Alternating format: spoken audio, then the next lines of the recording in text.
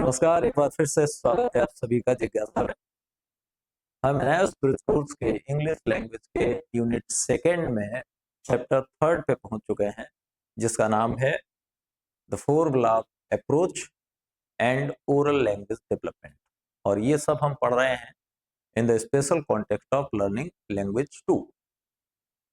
दूसरी लैंग्वेज के कॉन्टेक्स्ट में ये सब हम अध्ययन कर रहे हैं। पिछले वीडियो में हमने इस चैप्टर से संबंधित जो इंट्रोडक्शनरी पार्ट था, इंट्रोडक्शन था, उस पर चर्चा कर ली थी कि कैसा और क्या हम पढ़ेंगे। जब हम इस चैप्टर को कंप्लीट कर चुके होंगे तो हमारे लर्निंग आउटकम्स क्या होंगे, हम क्या सीख चुके होंगे, इस बात पे भी हमने चर्चा पर चर्चा कर ली थी। आज हम जिस बात पे पहुंचे हैं, आज का हमारा टॉपिक है कि एनसीएफ के संदर्भ में द फोर ब्लॉक अप्रोच क्या है, ये कैसे लागू की जाती है, इन चीजों पे आज हम चर्चा पर चर्चा करेंगे और साथ ही इससे रिलेटेड जो भी 2 से 3 प्रश्न बनेंगे उन प्रश्नों को भी हम हल करेंगे आज के इस वीडियो। हम अपनी बातचीत शुरू करें उससे पहले जरा इस वीडियो को एक बार शेयर कर दीजिए अपने फ्रेंड्स तक, और जो भी आपके टीचर्स वाले ग्रुप हैं वहां तक सेंड कर दीजिए, ताकि और लोग भी इस पर चर्चा में शामिल हो सकें और सभी के लिए पढ़ने पढ़ाने का, समझने समझाने का एक बेहतर माहौल, एक बेहतर परिवेश तय हो सके। तो एक बार शेयर कर दीजिए, फिर हम अपनी बात को शुरू करते हैं। जैसा कि हमने पिछले वीडियो से ये तय कर लिया है कि हम पहले जितना टॉपिक पढ़ेंगे उस पूरे टॉपिक को प्रॉपर्ली एक बार समराइज करेंगे कि हम क्या पढ़ने वाले हैं। ये हमारे दिमाग में एक माइंड मैप तैयार हो जाना चाहिए। उसके बाद जैसे हम पढ़ रहे थे, एक एक शब्द को करके, एक एक लाइन को करके, वैसे हम पढ़ेंगे। जल्दबाजी की कोई बात है नहीं, क्योंकि कंडीशंस कुछ ऐसी बन रही हैं कि ये कोर्स काफी लंबा खींचेगा, इसलिए आराम से पढ़ते हुए चलिए। उतना ही पढ़िए जितना कि एक दिन में प्रॉपर्ली आप डाइजेस्ट कर पाए, जिसको पचा पाए, हजम कर पाए, जिस पर थोड़ी बहुत प्रैक्टिस भी कर पाए। अगर 20-30 मिनट की क्लास होगी और 20-30 मिनट की क्लास को आप 30 मिनट और पढ़ लेंगे, इसका मतलब उस दिन का मटेरियल उसी दिन डाइजेस्ट हो जाएगा, वो बाद के लिए नहीं जाएगा। अगर आपने अभी तक हमारे पिछले वीडियोज नहीं देखे हैं तो आप हमारे व्हाट्सएप ग्रुप में अगर जुड़े हैं तो वहाँ पे मैं पूरी प्लेलिस्ट की लिंक डालता रहता हूँ, वहाँ से वो वीडियो देख लीजिए, या जिज्ञासा में जाइए, प्लेलिस्ट वाले सेक्शन में जाइए, एनआईएस बेस कोर्स निकालिए, उसमें सारे वीडियोज आपको क्रमबद्ध तरीके से पहले से लेकर के और यहाँ जहाँ हम पहुँच गए हैं 16वें वीडियो पर, यहाँ तक आपको सारे के सारे वीडियोज मिल जाएंगे। आप एक तरफ से देखिए, निश्चित ही ये आपके लिए बहुत ही लाभदायक होने वाले हैं। ठीक है, तो हम और ज़्यादा बहुत बातचीत इधर उधर की नहीं करेंगे, हम सीधा अपने टॉपिक पे आते हैं। बात हमें करनी है द फोर ब्लॉक अप्रोच की। फोर ब्लॉक अप्रोच पे हम बात करें तो सबसे पहली बात जो हम इंट्रोडक्शन में करके आए थे, वहां से एनसीएफ ने कहना शुरू किया कि हमारा जो सेकेंड लैंग्वेज लर्निंग का प्रोसेस है, it must be just like learning of language first. ये बिल्कुल वैसा ही होना चाहिए जैसा कि प्रोसेस फर्स्ट लैंग्वेज लर्निंग में होता है। फर्स्ट लैंग्वेज लर्निंग की खासियत यह है कि वो बच्चे को उसके एनवायरनमेंट से मिलती है, अनफोर्स्ड मिलती है, उसको सीखने का उस पर दबाव नहीं होता, वो ग्रेजुअल तरीके से धीरे धीरे करके सीखता है, नेचुरली सीखता है, इम्पोज नहीं की जाती वो लैंग्वेज। तो यही एनसीएस सेकेंड लैंग्वेज लर्निंग के बारे में कहता है। Learning of second language must not imposed on the learner. They should learn it gradually and naturally. बच्चों को जो सेकेंड लैंग्वेज है वो धीरे धीरे सीखनी है, नेचुरल प्रोसेस में, नेचुरल वे में सीखनी है। इसका सीधा सा मतलब हुआ कि पहले बच्चा लैंग्वेज सेकेंड को भी सुने, फिर बोले, उसके बाद पढ़ना और लिखना है। पहले सुने फिर बोले, सुने और बोले ये काम हो सकता है साथ साथ चलें, लेकिन ये पहले काम है। इसे हम ऐसे भी कह सकते हैं कि लैंग्वेज का प्रारंभ ओरल लर्निंग से होना चाहिए, रिटन और रीडिंग से नहीं। ओरल लर्निंग मौखिक रूप से भाषा को सुनना और बोलना, सुनना और बोलना। और प्रारंभिक स्तर पर हमें इस बात को लेकर के बिल्कुल भयभीत नहीं होना है, या बिल्कुल भी पैनिक नहीं करना है कि क्या बच्चे को जो वो बोल रहा है उसका अर्थ आ रहा है, क्या मैं जो बोल रहा हूं बच्चा उसका अर्थ जानता है। कोई आवश्यकता नहीं। पहले आप उसकी टंग ट्विस्ट को सही करिए, वो बोलना तो सीखे कम से कम। जब बोलना सीखेगा तो कॉन्सेप्ट्स को हम बाद में धीरे धीरे इंप्रूव कर लेंगे। शुरुआत में बच्चा जिस तरीके से बोलना सीखता है अपनी नेटिव लैंग्वेज को, वैसे ही हम सेकंड लैंग्वेज को भी सिखाएं। एनसीएफ इस बात पे बहुत जोर देता है। पहली बात तो ये कहता है कि तरीका जो है वो कैसा होना चाहिए, तरीका होना चाहिए ग्रेजुअल और नेचुरल, धीरे धीरे और प्राकृतिक। तीसरा, दो जो जिस कॉन्टेक्स्ट का हम उपयोग करें, जैसे उसे कहानी सुनाएं, कविता सुनाएं, कुछ चीजें दिखाएं, तो वो कॉन्टेक्स्ट जो है वो सारा का सारा लोकल होना चाहिए। भाषा भले ही इंग्लिश है, लेकिन आप उसको इंग्लैंड की अगर कहानी सुनाएंगे तो वो इम्पैक्ट उसके ऊपर नहीं पड़ेगा।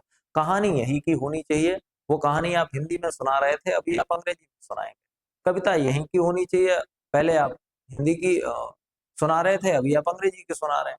तो लोकल की चीजें कॉन्टेक्स्ट में अगर आप लाएंगे तो वो अपने आप को कनेक्टेड फील करेगा। और सीधी सी बात है, बच्चा अगर अपने आप को कनेक्टेड फील करेगा तो वो अपने आप को उस पूरे प्रोसेस में शामिल रखेगा एक्टिवली। और जब बच्चा अपने आप को एक्टिवली किसी कार्य में शामिल रखेगा, वैसे हम लोग ही हैं, अगर हम लोग एक्टिव हैं इस कार्य में तो बढ़िया सीखेंगे। अगर एक्टिव नहीं है, अब नींद में हैं, उबासियां ले रहे हैं, खाना खाते जा रहे हैं, अब ना खाने का मजा आ रहा है ना क्लास का मजा आ रहा है, दोनों का ही नहीं आ रहा। ना इधर वाली बात दिमाग में घुस रही, ना उधर खाना पेट में तो जा रहा, लेकिन आनंद नहीं आ रहा उसका, पाचन भी उसका गड़बड़ हो जाएगा। बस ऐसे ही होता है इधर भी। बच्चा अगर शामिल रहेगा क्लास में पूरी तरह से एक्टिवली तो वो बेहतर सीखेगा। तो पहली बात एनसीएफ ये कहती है कि धीरे धीरे सिखाना है, नेचुरल वे में सिखाना है। और तीसरी बात एनसीएफ के द्वारा जो कही गई वो ये है कि कॉन्टेक्स्ट आपको कैसा लेना है, कॉन्टेक्स्ट लेना है लोकल, ठीक, लोकल कॉन्टेक्स्ट लेना है। दूसरी बात जो एनसीएफ कहती है वो ये कहती है कि L2 के बारे में एक चीज और जरूरी हो जाती है कि हमें एक आर्टिफिशियल एनवायरनमेंट क्रिएट करना पड़ता है ताकि बच्चा नेचुरल सीखे। L2 के मामले में बच्चे को वैसा भाषाई परिवेश नहीं मिलता जैसा L1 के मामले में मिलता है, या लोकल लैंग्वेज के मामले में मिलता है, या मदर टंग के मामले में, नेटिव लैंग्वेज के मामले में मिलता है। वो माहौल L2 के मामले में बच्चे को नहीं मिलता। स्थितियां तब बद से और बदतर हो जाती हैं जब ये बात हम करते हैं ग्रामीण क्षेत्रों के संबंध में। ग्रामीण क्षेत्रों में एक्सपोजर और कम है, तो ऐसी स्थिति में टीचर्स की रिस्पॉन्सिबिलिटी बनती है कि वो एक ऐसा कृत्रिम एटमॉस्फेयर तैयार करें कि बच्चे को वो नेचुरल लगने लगे और उस नेचुरल तरीके से बच्चा सीखे। इसके बाद इस पूरे टॉपिक में जो मेन बात आती है, फिर हम आ जाते हैं 4 ब्लॉक अप्रोच। अब दरअसल 4 ब्लॉक अप्रोच है क्या, उसको समझ लें। 4 ब्लॉक अप्रोच को आप ऐसा समझिए, ये 4 कॉलम है, ठीक है। 4 तरह से लैंग्वेज सीखी जाती है। पहली तो है oral language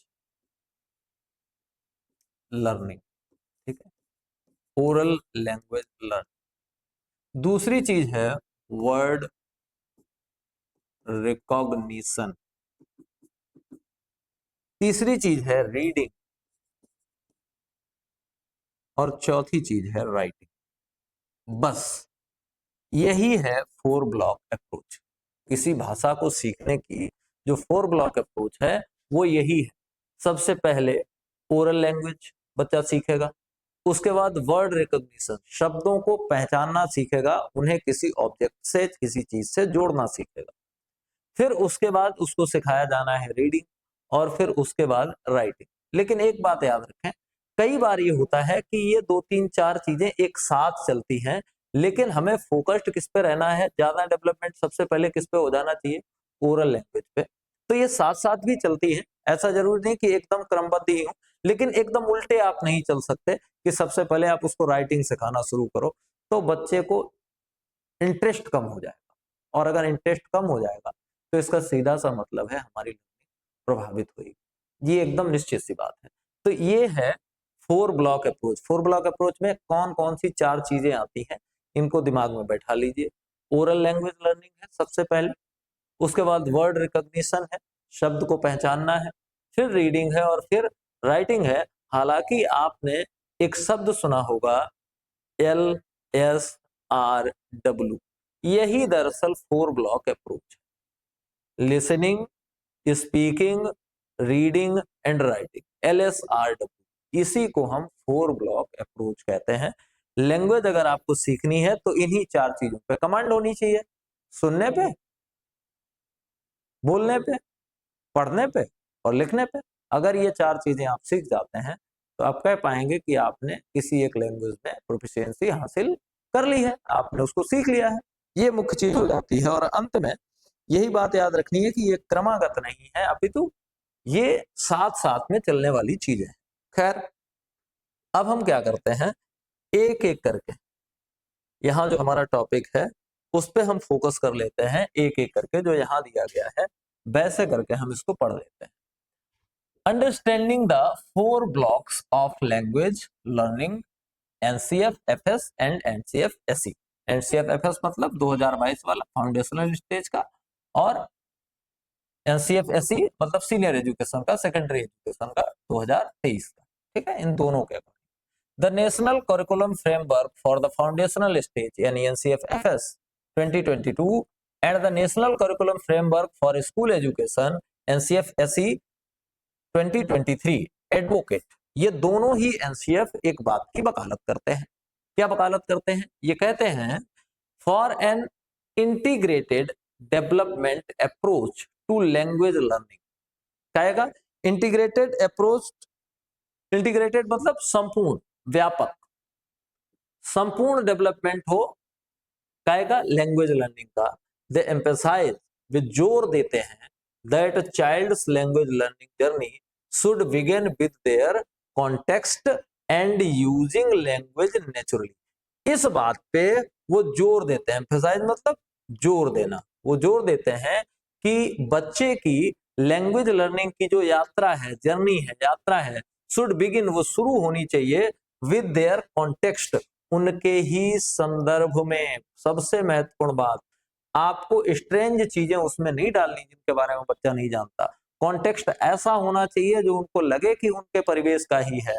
and using language naturally, और नेचुरली लैंग्वेज का प्रयोग दिखाया जाना चाहिए उनको, बोलने और सुनने से संबंधित प्राकृतिक तरीके से लैंग्वेज सिखानी है। ये सबसे मेन बात है जो एनसीएफ कहती है। 2 चीजें एनसीएफ क्या कहता है लैंग्वेज लर्निंग के बारे में, 2 चीजें कहता है। एक तो कॉन्टेक्स्ट सही होना चाहिए, यानी कॉन्टेक्स्ट कैसा होना चाहिए, रिलेवेंट, रिलेवेंट होना चाहिए। दूसरी चीज क्या कहता है, जो वे है वो कैसा होना चाहिए, वो वे होना चाहिए नेचुरल, प्राकृतिक तरीके से, इम्पोज नहीं किया जाना चाहिए, लादा नहीं जाना चाहिए, ये मेन बात है। In the case of A second language L2 this becomes more important. अब दूसरी भाषा के संदर्भ में ये बात बहुत इंपॉर्टेंट हो जाती है एंड एसेंशियल, और महत्वपूर्ण हो जाती है, as they may have very limited और no exposure to it outside the school. या तो उनके पास बहुत सीमित एक्सपोजर होता है दूसरी भाषा के लिए, या फिर नहीं होता है आउटसाइड ऑफ स्कूल। दूसरी भाषा सीखने के संदर्भ में बच्चों की जो सबसे बड़ी समस्या ये है कि उनके पास मोस्टली 2 स्पेसेस हैं। एक तो होम एटमॉस्फेयर है घर का, और दूसरा परिवेश उनके पास काहे का है, दूसरा परिवेश है स्कूल का। अब जो घर में लोग बोल रहे हैं वो L1 है, उनकी नेटिव लैंग्वेज बोल रहे हैं वो घर वाले लोग, नेटिव लैंग्वेज। अब यहाँ कोई भी अंग्रेजी नहीं बोल रहा। यहाँ बच्चा कितने देर रहेगा, यहाँ रहेगा लगभग 18 घंटे। यहाँ पे बच्चा 18 घंटे रहेगा, जहां केवल उसको नेटिव लैंग्वेज सुनने को मिल रही है। अब विद्यालय में क्या है, विद्यालय में L1 और L2 दोनों है, मान लिया हिंदी और इंग्लिश दोनों ही है यहाँ पे। अब घर पे 18 घंटे उसने कौन सी भाषा सुनी और बोली, वो बोली है हिंदी, ठीक। और यहाँ जब वो आया तो इन 6 घंटों में उसे हिंदी और अंग्रेजी दोनों ही बोलने और सुनने को मिलेंगी।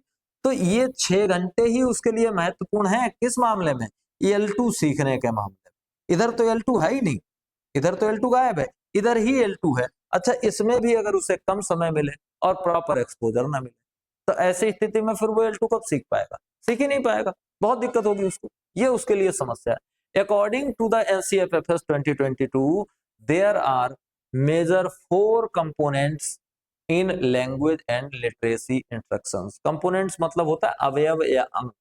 4 मुख्य अंग हैं लैंग्वेज और लिटरेसी इंस्ट्रक्शन के साक्षरता और भाषा की शिक्षा के 4 मुख्य हैं, और 4 के बारे में मैं बता चुका हूं। पहला है ओरल लैंग्वेज, ये पहला ब्लॉक है, फर्स्ट ब्लॉक है ये।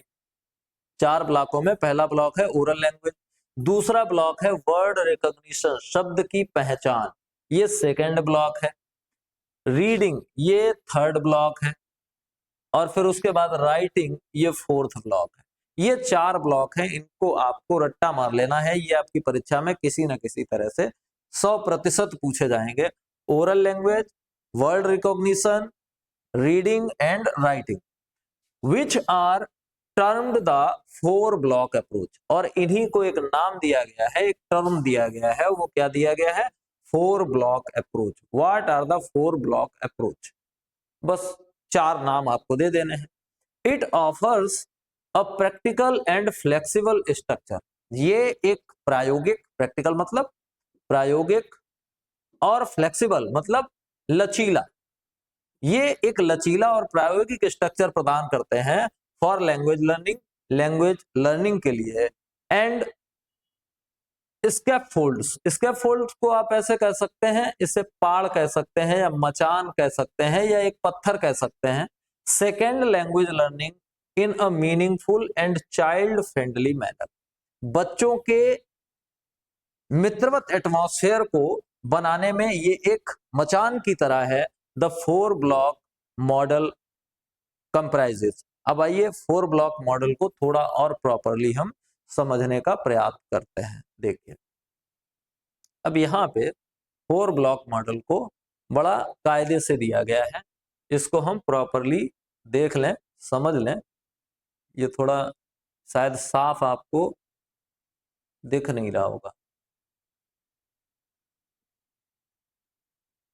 ये है ही ऐसा, मेरी समझ से उतना साफ आ नहीं रहा।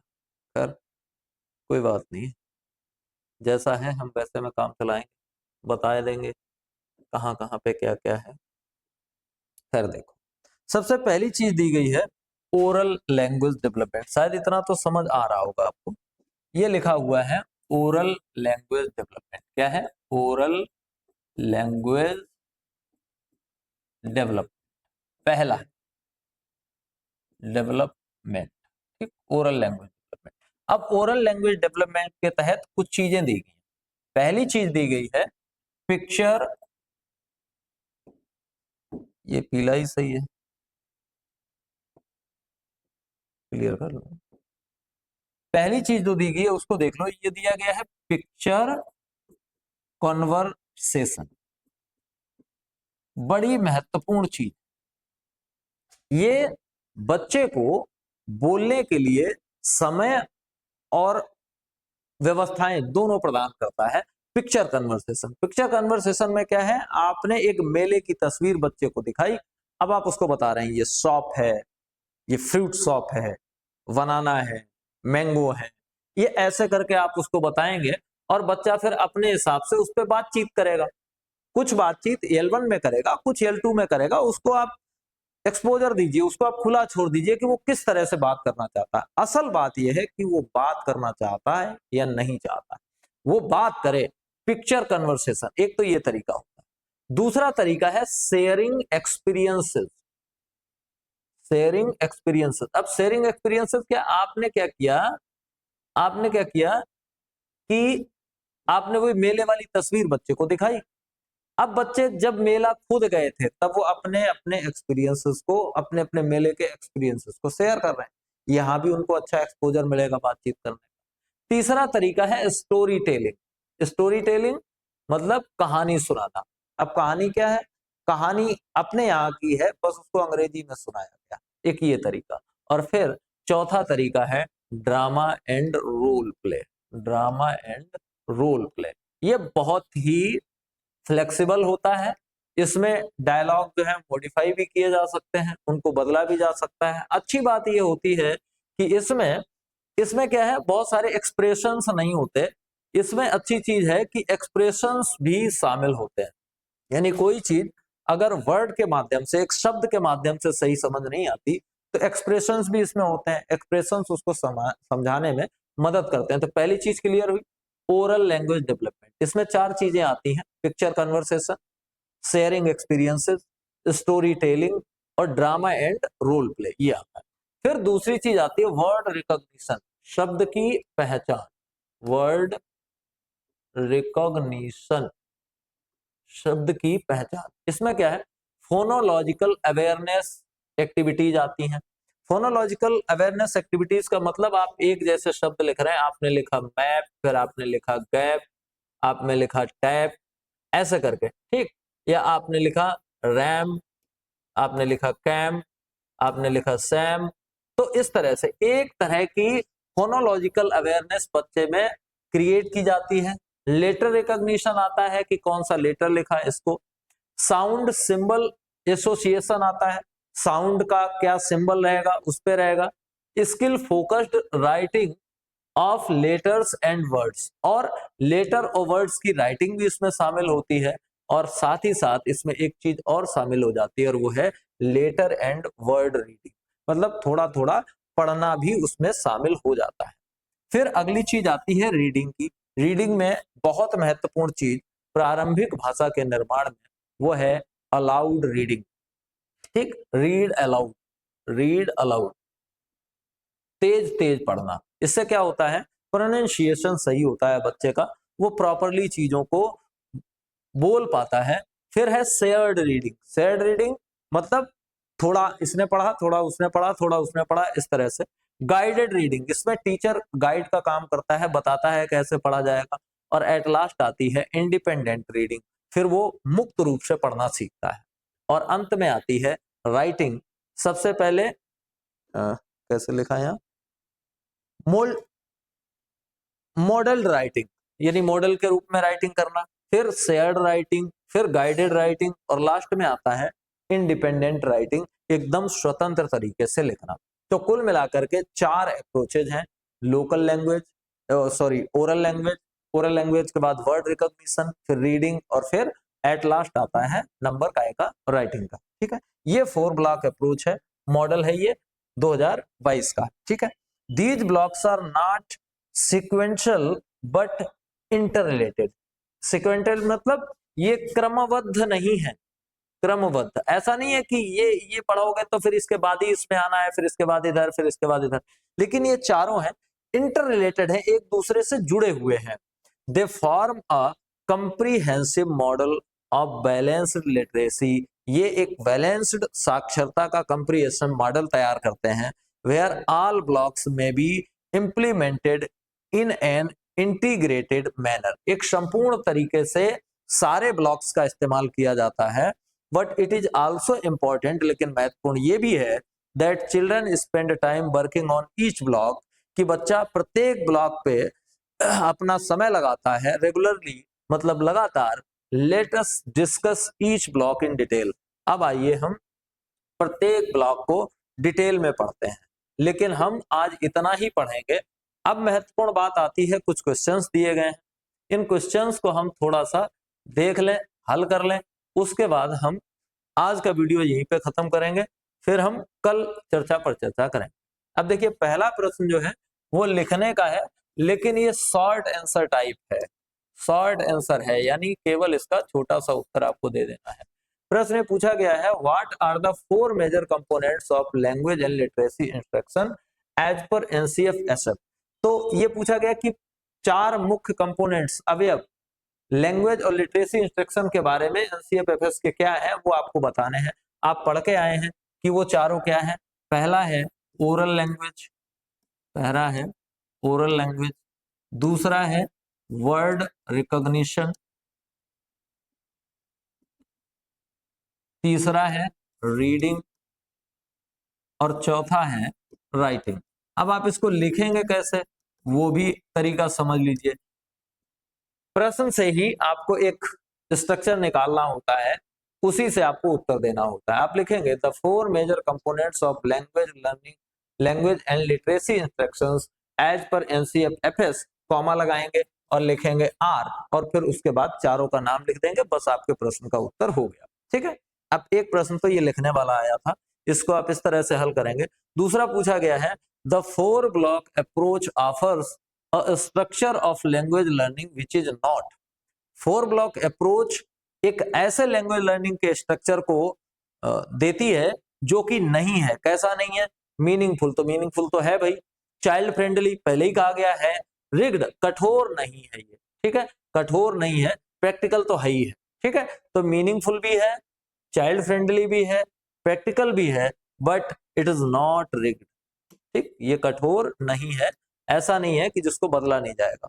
तीसरा फिल इन द ब्लैंक है, the blocks are not sequential but sequential, but ये सीक्वेंशियल नहीं होते हैं, लेकिन कैसे होते हैं? इंटर रिलेटेड होते हैं, इंटर रिलेटेड। अभी लास्ट में ही ये लाइन आई थी, ये सिक्वेंटल नहीं होते हैं लेकिन इंटर रिलेटेड होते हैं। ऐसा नहीं है कि एक क्रमबद्ध रूप से चलेंगे, लेकिन इतना निश्चित है कि वे एक दूसरे से जुड़े होते हैं। इसका मतलब क्या हुआ? एक दूसरे से जुड़ा होना, एक दूसरे से जुड़ा होना, ये एक दूसरे से जुड़े हुए होते हैं। तो कुल मिलाकर के वीडियो की लेंथ फिर वही आधे घंटे के लगभग। तो आधे घंटे में हम बड़े आराम से एक टॉपिक क्लियर कर पा रहे हैं। उससे रिलेटेड अगर प्रश्न आ रहे हैं तो वो भी। अगर इस क्लास से जुड़ी हुई आपकी कोई जिज्ञासा है, आपको कहीं पे कुछ समस्या लग रही है, आपको ये क्लास खराब लगी है या आपको ये क्लास बेहतर लगी है, इस बात को लेकर के एक कमेंट आपका मैं इंतजार कर रहा हूं, आपको एक कमेंट का। तो एक कमेंट करके जाइएगा और बता के जाइएगा कि फिलहाल ये क्लास कैसी चल रही है, क्या बदलाव की आवश्यकता है, क्या चीजें अच्छी हैं, कौन सी चीजें गड़बड़ी कर रही हैं। जरूर बताएंगे तो हम भी उसमें कुछ परिवर्तन कर पाएंगे और कुछ बेहतर कर पाएंगे। तो बहुत बहुत धन्यवाद आप सभी का इस क्लास को पूरा इतने धैर्य के साथ देखने के लिए। मिलेंगे कल फिर एक और नए वीडियो में एक और नए टॉपिक के लिए। तब तक के लिए नमस्कार।